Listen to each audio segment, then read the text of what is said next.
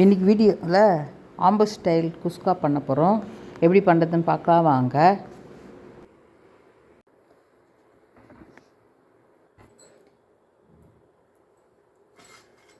இன்றைக்கி வீடியோவில் குஸ்கா பண்ண போகிறோம். பட்டை, லவங்கம் எல்லாம் எடுத்து வச்சுருக்கேன்.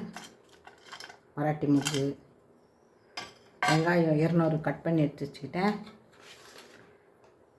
தக்காளி 200 கட் பண்ணி எடுத்து வச்சுக்கிட்டேன். லெமன் 1 50 கிராம், இஞ்சி பூண்டு பேஸ்ட்டு, தயிர் 50 கிராம், பச்சை மிளகா 4 கட் பண்ணி எடுத்து வச்சுக்கிட்டேன். கொத்தமல்லி, புதினா, அரிசி 1/2 கிலோ கழுவி எடுத்து வச்சுக்கிட்டேன். இப்போ எப்படி பண்ணுறது பார்க்கலாம் வாங்க. ஸ்டவ் ஆன் பண்ணிக்கிட்டேன். சட்டி 1 எடுத்துக்கிட்டேன். எண்ணெய் ஊற்றிக்கலாம். நான் இங்கே 50 கிராம் எண்ணெய் ஊற்றிக்கிட்டேன். எண்ணெய் சூடு அடித்து பட்டை, லவங்கம் எல்லாம் போட்டுக்கலாம். கூடவே வெங்காயம் போட்டுக்கலாம். 200 கிராம் வெங்காயம் இந்த மாதிரி சைஸில் கட் பண்ணி எடுத்துக்கிட்டேன். இதையும் சேர்த்துக்கலாம்.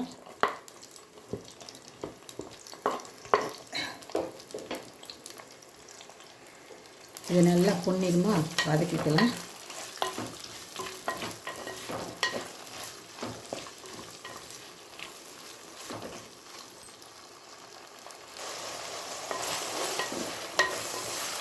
நல்லா கோல்டன் ப்ரௌன் கலர் வர வரையும் வதக்கிக்கணும் வெங்காயம். அப்போ தான் குஸ்கா டேஸ்ட்டாக இருக்கும்.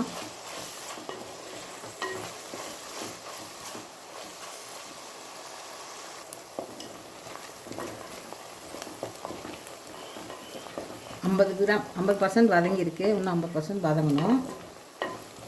குஸ்கா சூப்பராக இருக்கும். பிரியாணி டேஸ்ட்டே இருக்கும் இந்த குஸ்கா. காயெல்லாம் போடாமல், இல்லை சிக்கன் மட்டன் போடாமல், அந்த மாதிரி குஸ்கா லஞ்சுக்கு பசங்களுக்கு செய்து கொடுத்து அனுப்பலாம். காலையில் சீக்கிரமாக முடிஞ்சிடும். டேஸ்ட்டாகவும் இருக்கும். பசங்க நல்லா விரும்பி சாப்பிட்ருவாங்க. வெங்காயம் நல்லா வதங்கி வந்துடுச்சு. இந்த டைமில் இஞ்சி பூண்டு பேஸ்ட்டு 50 கிராம் எடுத்துக்கிட்டேன். அதையும் இதில் சேர்த்துக்கலாம்.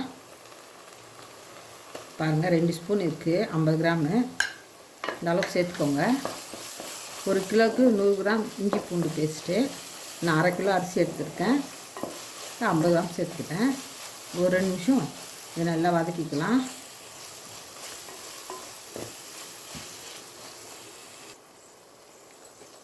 இஞ்சி பூண்டு பேஸ்ட்டு 2 நிமிஷம் வதங்கிடுச்சு. இந்த டைமில் பச்சை மிளகா போட்டுக்கலாம்.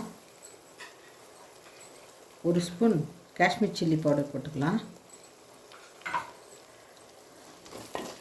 நல்லா எண்ணெயிலேயே இப்படி பரட்டி எடுத்துக்கோங்க. கலர் சூப்பராக இருக்கும். இந்த டைமில் கட் பண்ணி வச்சுக்கிட்ட தக்காளி 200 கிராம் போட்டுக்கலாம்.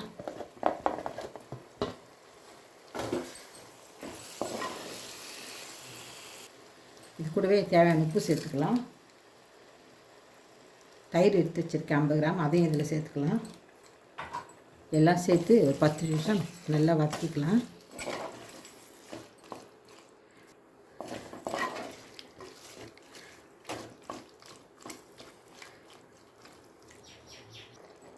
இந்த டைமில் தேவையான புதினா போட்டுக்கலாம். ஒரு பிடி புதினா போட்டிருக்கேன். கொத்தமல்லி போட்டுக்கலாம். அது பக்கம் இதில் எடுத்து போட்டுருக்கேன். இதையும் போட்டு நல்லா கலரிக்கலாம்.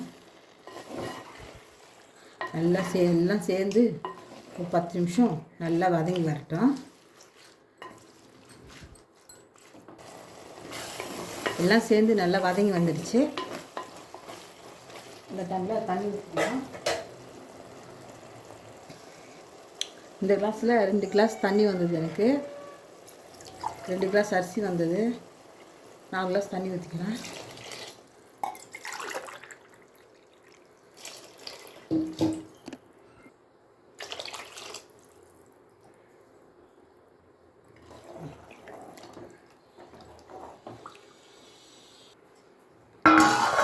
மூடிடலாம். 10 நிமிஷம் நல்லா கொதி வரட்டும். தண்ணி நல்லா கொதி வந்துடுச்சு. ஓப்பன் பண்ணிக்கலாம்.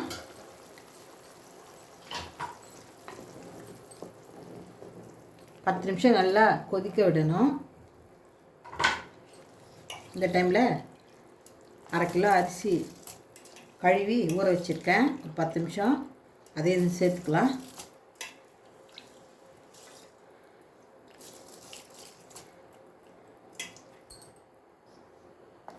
நல்லா கலரி விட்டுக்கலாம். இப்போ தட்டு போட்டு மூடிடலாம். நல்லா ஒரு கொதி வரட்டும்.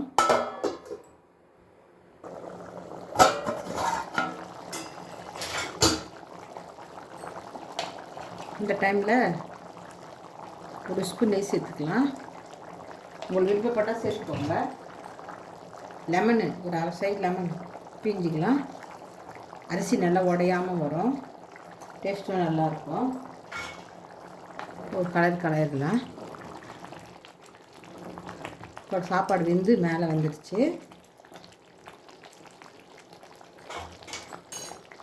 இந்த டைமில் தட்டு போட்டு மூடிடலாம். மூடிட்டு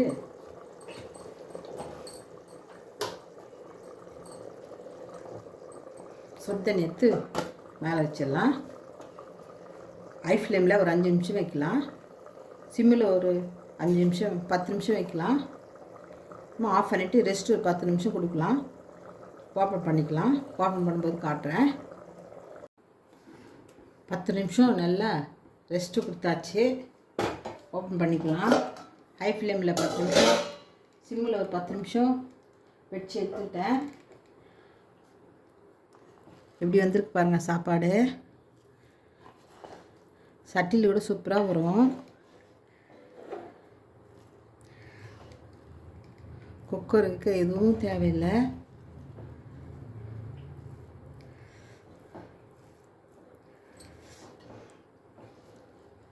பிளேட்டில் போட்டுக்கலாம்.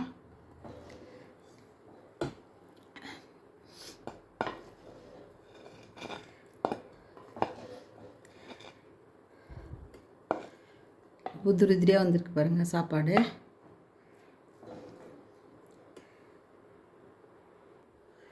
சாப்பாடு டேஸ்ட் பண்ணி பார்க்கலாம். இல்லைன்னா வெங்காய பச்சடி எடுத்துக்கிட்டேன்.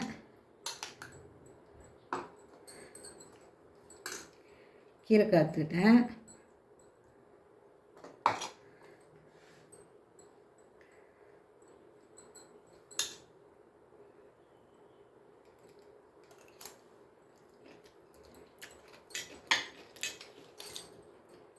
ரொம்ப சூப்பராக இருக்குது. என் வீடியோ பிடிச்சிருந்தா லைக் பண்ணுங்கள், ஷேர் பண்ணுங்கள், சப்ஸ்கிரைப் பண்ணுங்கள். தேங்க்யூ.